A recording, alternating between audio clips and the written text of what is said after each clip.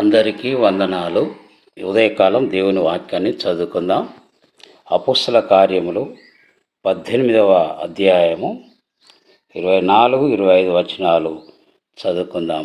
అలెగ్జాంద్రియ వాడైన అపోల్లో అను ఒక యూదుడు ఎఫెసునకు వచ్చెను. అతడు విద్వాంసుడును లేఖనములయందు ప్రవీణుడునై ఉండెను. అతడు ప్రభు మార్గం విషయమై ఉపదేశము పొంది తన ఆత్మయందు తీవ్రపడి యోహాను బాప్తిస్మం మాత్రమే తెలుసుకున్నవాడైనను యేసును గూర్చిన సంగతులు వివరముగా చెప్పి బోధించుచు సమాజ మందిరంలో ధైర్యంగా మాటలాడనారంభించెను. ఇక్కడ ఒక పండితుని గురించి మనం నేర్చుకుంటూ ఉన్నాం. అతని పేరు అపోల్లో.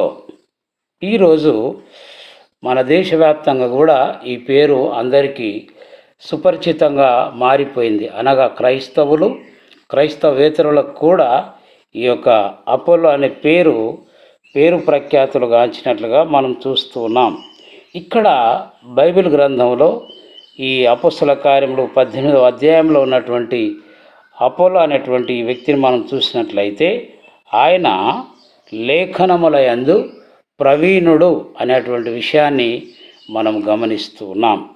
గమనించండి ప్రియులారా, ఈరోజు క్రీస్తును సొంత రక్షకునిగా అంగీకరించినటువంటి నీవు నేను మనందరం కూడా అపోల్లో వంటి మరి బైబిల్ పరిజ్ఞానమును కలిగిన వారముగా మనం జీవించాల్సిన వారమై ఉంటున్నాం. అతడు లేఖనములందు ప్రావీణ్యత గడించినటువంటి వ్యక్తిగా మనం చూస్తూ ఉన్నాం. ఈరోజు నీవు నేను అలాంటి స్థితిలో ఉన్నామా లేదా అని మనల్ని మనము పరీక్షించుకోవాల్సిన అవసరత ఎంతైనా ఉన్నది అనే విషయాన్ని ఇక్కడ మనం గమనిస్తూ ఉన్నాం.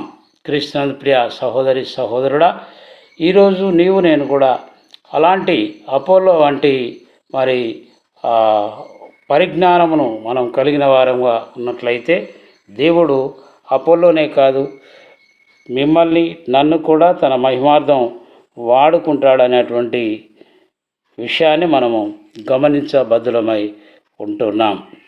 ఆ రీతిగా పరిశుద్ధాత్మ దేవుడు ప్రతిదినం మనల్ని సిద్ధపరిచి తన మహిమార్థమై అనేక ప్రాంతాలు ఆయన సాక్షిగా మనల్ని వాడుకొనుగాక. దేవుని కృప మనందరికీ సమృద్ధిగా తోడై ఉండునుగాక. దేవుడు మిమ్మల్ని దీవించును గాక. అందరికీ వందనాలు.